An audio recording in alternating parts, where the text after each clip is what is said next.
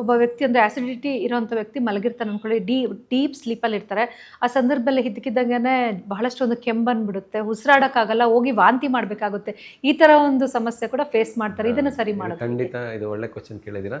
ಅಂದರೆ ಇದು ಎಸ್ಪೆಷಲಿ ಯಾವಾಗ ಆಗುತ್ತೆ ಅಂದರೆ ಇದು ನಮ್ದು ಅನ್ನನಾಳ ಓಪನ್ ಇರೋರ್ಗಾಗುತ್ತೆ. ಅದಕ್ಕೆ ನಾವು ಹೈಟಲ್ ಹರ್ನಿಯಾ ಅಂತ ಹೇಳ್ತೀವಿ. ಅಂದರೆ ಅನ್ನನಾಳ ಓಪನ್ ಇರುತ್ತೆ ಅವ್ರಿಗೆ.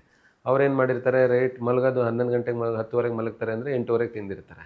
ಅದೇನಾಗಿರುತ್ತೆ, ಫುಡ್ ಒಳಗೇ ಇರುತ್ತೆ. ಮಲ್ಕೊಂಡು ಕೂಡಲೇ ಏನಾಗುತ್ತೆ, ಅದು ಅನ್ನನಾಳ ಮತ್ತು ಜಠರ ಹಿಂಗೆ ಸ್ಟ್ರೈಟ್ ಆಗಿಬಿಡುತ್ತೆ. ಅದೇನಾಗುತ್ತೆ, ಆ್ಯಸಿಡ್ ಮೇಲೆ ಬರುತ್ತೆ. ರಾತ್ರಿ ಮಲಗಿದಾಗ ಆ್ಯಸಿಡ್ ಏನಾಗುತ್ತೆ, ನಮ್ಮ ಲಂಗ್ಸಿಗೆ ಹೋಗುತ್ತೆ. ಲಂಗ್ಸಿಗೆ ಹೋದಾಗ ಸಿಕ್ಕಾಪಟ್ಟೆ ಕೆಮ್ಮು ಬರುತ್ತೆ ಅವ್ರಿಗೆ.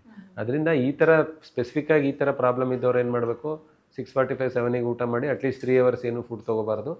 ಆಮೇಲೆ ಅದನ್ನು ಮಾಡೋದ್ರಿಂದ ಆ್ಯಸಿಡ್ ರಿಫ್ಲೆಕ್ಸ್ ಕಡಿಮೆ ಆಗುತ್ತೆ. ಜೊತೆಗೆ ನಾನು ಹೇಳಿದ್ನಲ್ಲ, ಈ ಥರ ಮೆಡಿಸಿನ್ಸು ಇದೆ. ಅಲ್ಲಿ ಒಂದು 1-2% ಅಂದರೆ ನಾವು 100 ಜನ ನೋಡಿದ್ರೆ ಈ ಥರ ಕಾಯಿಲೆ ಇರೋರಿಗೆ 1 ಅಥವಾ 2 ಜನಕ್ಕೆ ತುಂಬ ಅನ್ನನಾಳ ಲೂಸ್ ಇರುತ್ತೆ. ಅಂಥವ್ರಿಗೆ ಒಂದು ಎಂಡೋಸ್ಕೋಪಿಯಿಂದ ಅದನ್ನು ಸಣ್ಣ ಮಾಡ್ಬೋದು, ಅಥವಾ ಲ್ಯಾಪ್ರೋಸ್ಕೋಪಿಯಿಂದ ಸಣ್ಣ ಮಾಡಬೇಕಾಗುತ್ತೆ. ಅಂದರೆ ಹೈಟಲ್ ಹರ್ನಿಯಾ ಅಂತ ಹೇಳ್ತೀವಿ. ಸಿವಿಯರ್ ಓಪನೇ ಇದ್ಬಿಡುತ್ತೆ ಅವ್ರದ್ದು. ಅಂಥವ್ರಿಗೆ ಅನ್ನನಾಳನ ನಾವು ಎಂಡೋಸ್ಕೋಪಿಯಿಂದಾಗಲಿ ಅಥವಾ ಲ್ಯಾಪ್ರೋಸ್ಕೋಪಿಯಿಂದಾಗಲಿ ಅದನ್ನು ಟೈಟ್ ಮಾಡಬೇಕಾಗುತ್ತೆ.